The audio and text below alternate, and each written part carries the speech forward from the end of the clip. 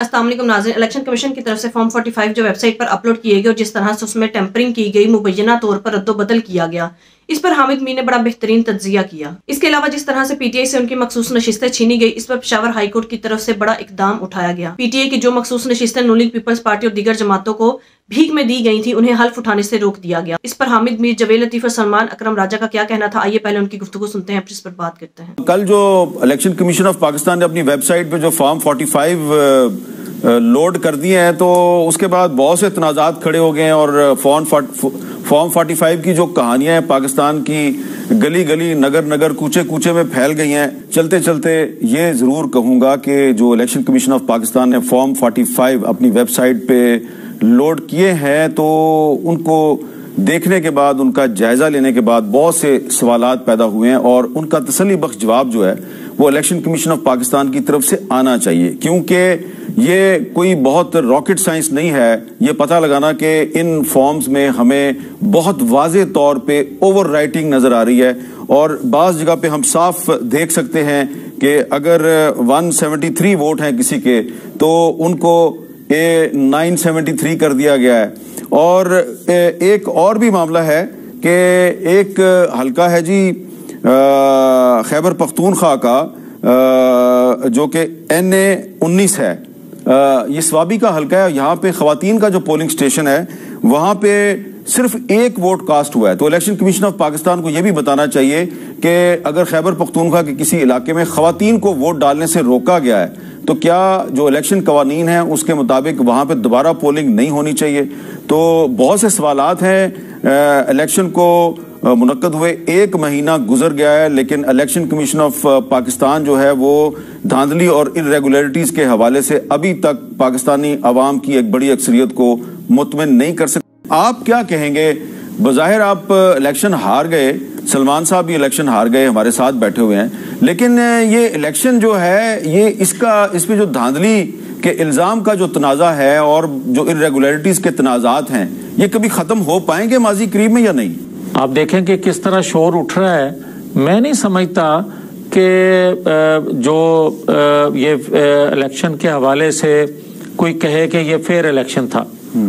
तो ये सारी चीजें मैं समझता हूं कि हामिद मीर साहब वक्त आ गया है कि इस पे जिस तरह बड़ी अच्छी बात की बिलावल भुट्टो साहब ने कि इस पे कमीशन बनना चाहिए। जवेद साहब, अगर आप कह रहे हैं कि कमीशन बनना चाहिए, इसका मतलब है आप भी समझते हैं कि धांधली हुई है? देखें, मैं समझता नहीं हूँ, मैं समझता हूँ कि हुई है। अच्छा, मुझे यकीन है। अच्छा सलमान साहब, आपकी पार्टी मुतालबा करी थी बार बार कि इलेक्शन कमीशन ऑफ पाकिस्तान जो है वो फॉर्म 45 को सामने लेके आए, तो सामने ले आए, उन्होंने इतना बड़ा मुतालबा पूरा कर दिया है, तो अभी भी आपका कोई एतराज है इलेक्शन कमीशन पे? जी बिल्कुल है। देखिए, जिस तरह ये तमाम मामला हुआ, हमने तो मेरे केस में दूसरे दिन ही तमाम फॉर्म 45 जो हमारे पास थे इलेक्शन कमीशन में दायर कर दिए और उनसे इस्तदा की कि RO साहब से कहें हमारा जो हल्का है लाहौर का NA-128 वो अपने फॉर्म 45 लाएं, जिनकी बुनियाद पे उन्होंने नतीजे का ऐलान किए, उनके पास हैं तभी उन्होंने ऐलान किया है ना। इलेक्शन कमीशन ने मुंह मोड़ लिया। अब 3-3.5 हफ्तों के बाद ये फॉर्म जब आए हैं सामने, तो बिल्कुल उससे एक सूरत हाल जो हम जानते थे है वो वाजे हो गई। इतने बॉन्डे तरीके से धांधली की गई है, जहां 1 था उसको 9 बना दिया गया, जहां 44 था उसको 644 बना दिया गया। 9 बना दिया गया। मेरे पास कुछ फॉर्म है आपके हल्के के। अच्छा, और 44 को 144 644 बना दिया गया। ये इस तरीके से किया गया कि और एक ही मखसूस उम्मीदवार के लिए सब कुछ हुआ, जिसके नतीजे में उन पोलिंग स्टेशंस पे जो टर्न आउट है वो 88-90% हो गया। लेकिन ये जो आपके हल्के में ओवर राइटिंग नजर आ रही है जी, तो ये तो और भी बहुत से हल्कों में हुआ है। तो हर जगह हुआ ना। तो इसलिए कि मुनफरिद अब ये हुई बात इस दफा कि एक तो जो कैंडिडेट थे उन्होंने इस दफा अपने पोलिंग स्टेशंस को, पोलिंग एजेंट्स को तैयार किया कि फॉर्म 45 वो लेकर आए। आमतौर पर ऐसा नहीं होता था। 2013 में 18 में इतनी बड़ी तादाद में, पहले फॉर्म 14 होता था, 18 में 45 वो नहीं लेकर आते थे पोलिंग एजेंट। इस दफा लाए, हमारे पास मौजूद थे। और साथ अब ये हुआ कि जो कल इन्होंने अपलोड किया अपनी वेबसाइट पे, उससे हमें मवाजना करने का मौका मिल गया। तो इसने मैं समझता हूँ सूरत हाल यकसर तब्दील कर दी है। पाकिस्तान की आवाम ने अपनी आंखों से उस ओवर राइटिंग अब आप जब एक कानूनी कार्रवाई करेंगे, आप तो वकील भी हैं, आप ट्रिब्यूनल में जाएंगे तो आपका केस आसान नहीं हो जाएगा? देखिए, ट्रिब्यूनल का मामला ये है कि पंजाब जैसे सूबे के लिए जहां 300 सूबाई नशस्तें हैं, 140 कौमी नशस्तें हैं, सिर्फ 2 अदालतें कायम की गई हैं। तो उससे नजर यह आता है कि निज़ाम में कोई ख्वाहिश नहीं है कि हक और सच जो है सामने आए। तो ये जो तनाज़ात है पाकिस्तान में, ये ख़त्म होने का नाम नहीं लेते और अब मखसूस नशस्तों का तनाज़ा है। और इलेक्शन कमीशन ऑफ पाकिस्तान ने जो सुन्नी इत्तेहाद कौंसिल को जो सीटें मिलने की तवक्को थी, वो सीटें जो हैं अब बाकी पार्टियों में तकसीम कर दी, लेकिन पेशावर हाई कोर्ट ने इस मामले पे स्टे दे दिया है और अब लगता यह है कि ये मामला वहां से सुप्रीम कोर्ट में भी जा सकता है। तो जवेद लतीफ साहब, क्या आपको लगता है कि ये जो एक सियासी तनाज़ा है ये अदालत में चला गया और ये पेशावर हाई कोर्ट से होता हुआ सुप्रीम कोर्ट तक पहुंचेगा? जहां तक स्पेशल सीट्स का तल्लक है, अखलाकी तौर पे, सियासी तौर पे जिसकी बनती हैं उसी को मिलनी चाहिए। जी सलमान अकरम राय साहब, ये मामला अल्टीमेटली सुप्रीम कोर्ट में जाकर तय होगा या पहले तय हो जाएगा?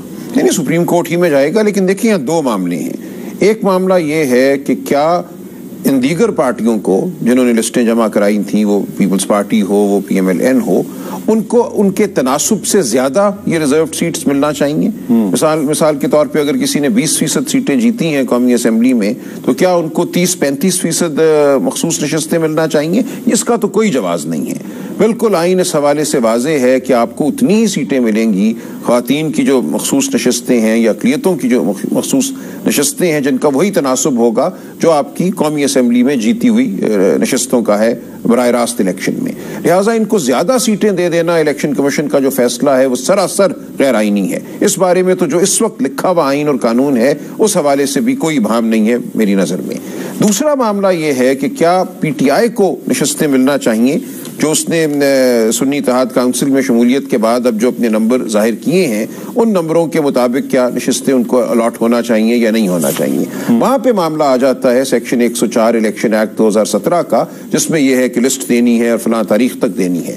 अब मेरी नजर में वो जो एक लिस्ट की कैद है वो गैर आईनी है, क्योंकि उसकी वजह से जो आइन ने हक दिया है, आइन ने हक ये दिया है कि अगर मैंने 1/3 सीटें जीती हैं तो मुझे मखसूस नशस्तों में भी 1/3 मिल जाएंगी, लेकिन इस हदबंदी की वजह से, इस कानून की वजह से मुझे महरूम किया जा रहा है। मैं समझता हूं बिलाखिर सुप्रीम कोर्ट को इलेक्शन एक्ट 2017 के सेक्शन 104 को कलअदम करार देना पड़ेगा और PTI को उसके हक के मुताबिक या सुन्नी इत्तेहाद काउंसिल को हक के मुताबिक मखसूस नशस्तें देना होंगी।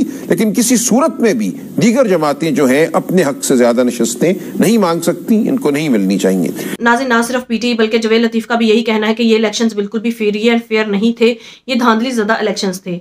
हो सकता है वो ये बात इसलिए कर रहे हों कि वो हार गए हैं या उनके खिलाफ धांधली हुई है। चाहे नून लीग भी यही समझती है कि इलेक्शंस में उनके खिलाफ धांधली हुई है, तो फिर उन्हें चाहिए कि वो इस मौकफ पर PTI के साथ मिलकर जुडिशियल कमीशन की डिमांड करे और फ्री एंड फेयर तहकीकात होनी चाहिए। और फिर जो जुडिशियल कमीशन बनाया जाए वो प्रॉपर तहकीकात करे, उसी से ये बात वाज़िया हो सकेगी कि इस इलेक्शंस में धांधली हुई है या नहीं हुई।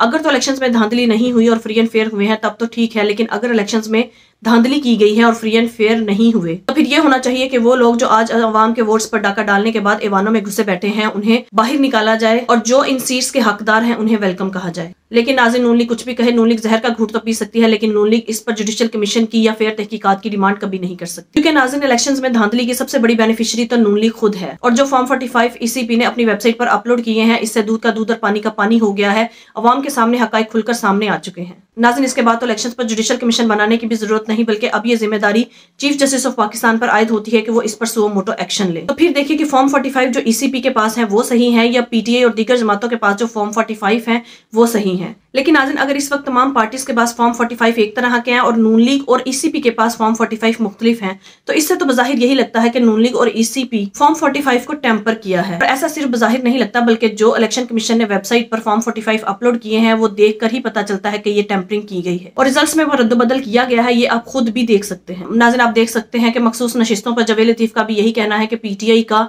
मखसूस नशिस्तों पर आईनी हक है और सियासी और इखलाकी तौर पर वो नशिस्तें PTI को ही मिलनी चाहिए। अब नून लीग मखसूस नशिस्तों पर एक और टेक्निकल इशू निकाल लाई है कि क्योंकि पीटीआई ने फहरिस्त जमा नहीं करवाई थी इसलिए इनको मखसूस नशिस्तें नहीं मिल सकती। लेकिन नाज़रीन, आइन में ये वाज़ेह तौर पर लिखा है कि जो भी पार्टी जिस तनासुब के हिसाब से जीतेगी उसे उसी हिसाब से मखसूस नशिस्तें भी मिलेंगी। नाज़रीन, जिस तरह से पीटीआई के खिलाफ टेक्निकल इशूज पर उनसे उनका इंतखाबी निशान बल्ला छीन लिया गया था, बिल्कुल वैसे ही अब टेक्निकल इशूज पर पीटीआई से उनकी मखसूस नशिस्तें भी छीनने की कोशिश की जा रही है। कभी भी कोई भी एक्ट कानून आइन से बालातर नहीं हो सकता। पाकिस्तान के आइन में ये वाज़ेह तौर पर लिखा है कि एक पार्टी की नशिस्तें दूसरी पार्टी को नहीं मिल सकती, ना ही अपनी मर्जी से आइन में रद्दोबदल कर सकते हैं। लेकिन नाज़रीन, इलेक्शन कमीशन